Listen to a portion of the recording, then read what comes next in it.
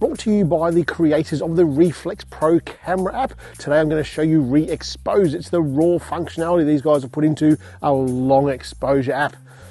Let's get into it. ReeXpose, I'm not really sure why they came up with that name.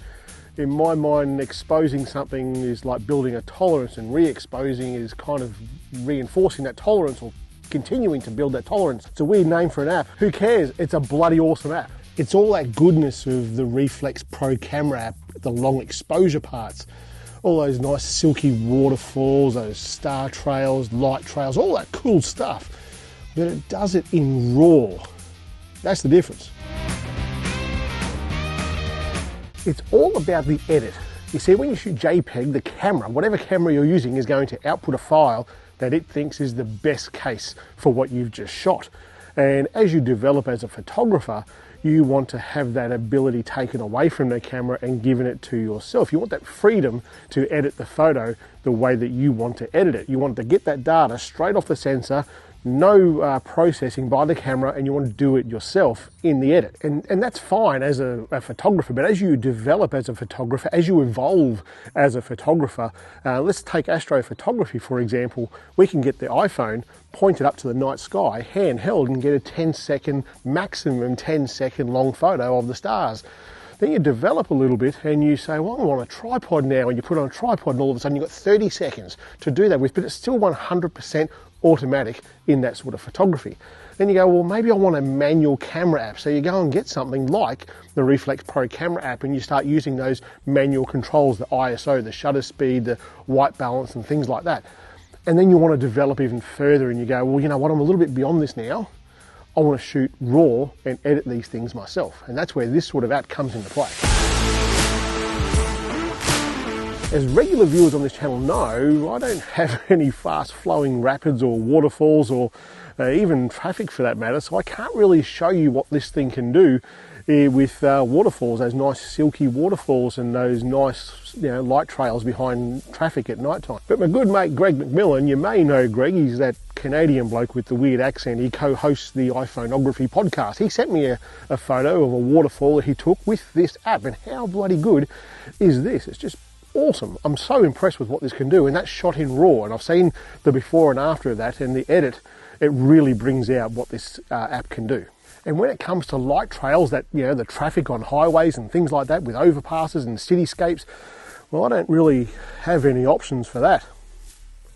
So my mate over in the UK, the red-headed fella who also talks a bit weird, he sent me a couple of photos, and I'll link down the bottom here to his video when he brings it out, and we'll see what he thinks about this app. So he sent me a couple of these photos as well that he's taken of light trails, and it's pretty bloody good too. Why do all my mobile photography friends sound weird? Surely it's not me that sounds weird. Nah, mate, I sound just totally fine. I don't know what you're talking about. So let's be honest, if you're here watching this video, you want to know about star trails and how this app can do star trails. And star trails, well, the Earth is spinning constantly. As it gets dark, you can see the stars out there. They appear to move because the Earth is spinning. There's two different ways that you can do star trails. One is a circular pattern and one is a linear pattern.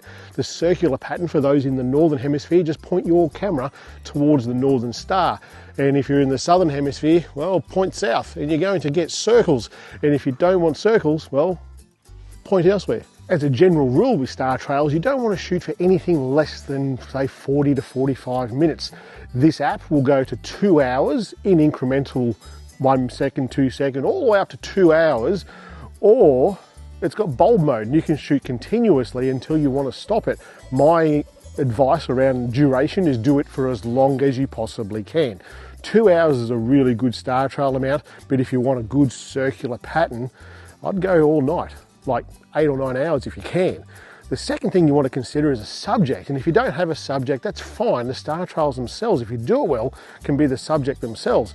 But if you don't, well, I'm going to use this here basketball ring, and you'll see what I do with that. We'll go through the app, all the functionality that's on here. Up the top left-hand corner, we've got self-timer. It goes 2 seconds, 10 seconds, 20 seconds, and back to the same again. Because I use this at night time, this next part is dead set gold.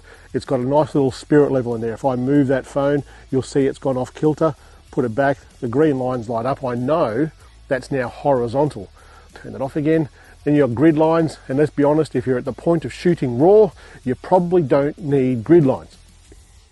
Next one is the gear icon there, and I'll talk to you about that in just a little second.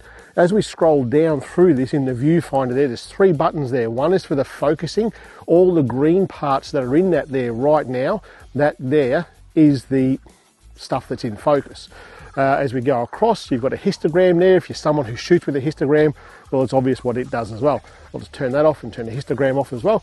And then we've got zebra lines. The zebra lines are going to show us what is overexposed and what is underexposed. Well, because you can't print white, so you don't want to overexpose things, and black is just not going to print very well at all. We'll turn him off again as well. We go into the next line now. From left to right, we've got exactly the same things as what we saw on the Reflex Pro camera app. The ISO, the shutter speed, the focusing, and the white balance. Now, because we're shooting in RAW you have to edit these photos, you can change the white balance after the fact. It really doesn't matter too much. Underneath that, we see something a little bit different. We've got motion on the left-hand side, which I don't use because I've got nothing here to shoot. And if I go to the right, I've got star trails, and that there is where we will play with what we're going to do here tonight. Underneath that, you've got a preview of what the last photo was. You've got the shutter button itself, and next to that, you can change the camera that you're using from wide to ultra wide to the telephoto lens and back to wide again. For star trails, I'm going to go into star trail mode. The ISO on this, there's a couple of faults with this app, and I'll explain what they are, well, when we get there. But the ISO, if you live in a dark area like I do, and I'm in a Bortle 2 site right where I live, Bortle 2, Bortle 3, 5 minutes away is a Bortle 1, so it's really, really dark skies where I am. I'm going to set that ISO, and this is contrary to everything else that we do with astrophotography. I'm going to set the ISO right down low. I'm going to bring it, for me, between 300 and 350. There it is at 333. I know that's going to work reasonably well. I'll explain why in just a second. And shutter speed, I'm going to bring it all the way to 1 second. It's going to blow out now because it's still daylight. The manual focus, to focus on the stars, I'm going to set that to 0.8, where it is right there, 0.8. And the white balance, like I said before, it's irrelevant.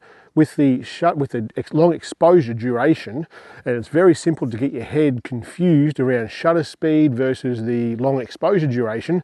They're 2 different things. The long exposure duration, I'm going to bring that all the way up. There's 5 minutes, 30 minutes, 45 minutes. That's the minimum I would say to do this sort of photo. But the one that I showed you earlier, that's a 2-hour photo. After we get to 2 hours, we go to bulb mode. In bulb mode, I'm going to hit that button, and when I'm finished, a few hours, 5 hours, 6 hours, 8 hours, however long you want it to be, come back, push that button, it'll close the photo. It'll stop the photo. And that's really it. Compose it the way you want to compose it if you've got a subject, and shoot. There are 2 faults with this app, but to be fair to the creators of this app, it's not a fault with the app. It's really just a compatibility issue between apps, and I'm talking about all apps that shoot raw, long exposure images. The first of those is that sometimes it doesn't save it. And that, after you've just done a 9-hour star trail photo, just to wake up in the morning, go out, check your camera, and it just finishes it, you watch it finish, and you watch it just stop. It doesn't save it. That's a pain in the ass. But in their defense, this happens to all of those apps. But there is a way around it. The way that these guys got around it, remember that gear icon I told you about before? We go into the gear icon, go to capture options, and down the bottom there, you've got backup enable or enable backup. This is a common thing with all different apps that shoot like this one. It's going to have some sort of backing up there. What this does is when I take a photo with this, it stores it in 2 places. It stores it in your camera roll, if it works, and look, it's not as bad as I'm probably making out. I've had this happen to me probably 3 or 4 times, and since then I've worked out, hey, this has got this functionality in here to save it in files. So I've come out, gone, that was a cool star trail image, and it didn't save it. But then I can go into my file app on the iPhone, and your images will be in there. If I go into my files app, and you can see here, a lot of different camera apps have this functionality in there. So if I scroll down, where is it? ReeXpose. There's all of my raw files that I've done since I've enabled that functionality. So you don't lose them if you do this. The second fault that this app has, and again, many apps that shoot long exposure raw files have this issue as well, and there are ways around it, and that is a compatibility thing again with raw files, very dark with some overexposed parts of that image, and the way it works with the iPhone operating system. And that is this magenta cast, and it gives you this magenta look all over the photo if it's an overexposed photo. And you remember when I said before about bringing that ISO, for me here in really dark skies, ISO between 300 and 350, I'm not going to get too much of a magenta cast. It's the exact opposite of what I would really be looking for astrophotography. I want to really punch that ISO up as high as I can, but it doesn't read it and interpret it very well because of the iOS. So we keep the exposure down by reducing that ISO. So shooting at the settings that I said before, this is the raw image that I have. Watch how I turn this now into this. Let's edit this image. So when you shoot RAW, you're going to need an editing app that's going to edit raw images. I use Lightroom all the time. A lot of guys use different sort of editing apps that will edit raw files. If you use a different one, put a comment down the bottom there. I'd like to see what other apps that you guys are using out there. You can see in this image here, there's a little bit of magenta cast around the outside of this image. And I'm going to show you how to get rid of that, as well as how I'm going to bring out that backboard, that basketball hoop. And you'll be surprised of how we've got the ISO really low. So we're not going to have a lot of noise in this photo. I think it's going to edit up pretty bloody well. So first thing we're going to do, I'll show you how bad the magenta cast can be. If I hit the auto button, look at that. That's just bloody horrible. We don't want that. So I'm going to reset that back to import. And we're going to go ahead and do some of the regular sort of editing that I would do on any sort of astro photo. I'm going to bring the exposure up just a little bit, bring the highlights up a fair bit because the stars are the highlights in this photo. We'll bring the blacks up as well, and you can see that's brought in a fair bit of haze. So to get rid of that, or to combat that, I'm going to do a couple of things. Go to the effects tab, and I'm going to slide up the dehaze slider. And you can see it's gotten rid of the problem in the center of the photo, but not so much around the outside. I might try something that I haven't done until just now. I'm going to try that white balance with the tint and bring the green. Yeah, it's bringing it too far. Don't quite like that. I'll bring that back to where it was. The way that I would normally get rid of this is with a vignette. So I'm going to bring that vignette down slightly, and it's mostly gone. Most of that magenta cast is all gone now. But we've still got the problem with the backboard. It's not lit up as well as I would like. I'm going to go across to masking. You could try the masking tools that are in Lightroom to select the subject, but I just know that with this photo it's not going to work. I'm just going to use the brush tool and zoom in on the backboard. I'm just going to paint this in. Nice and quick.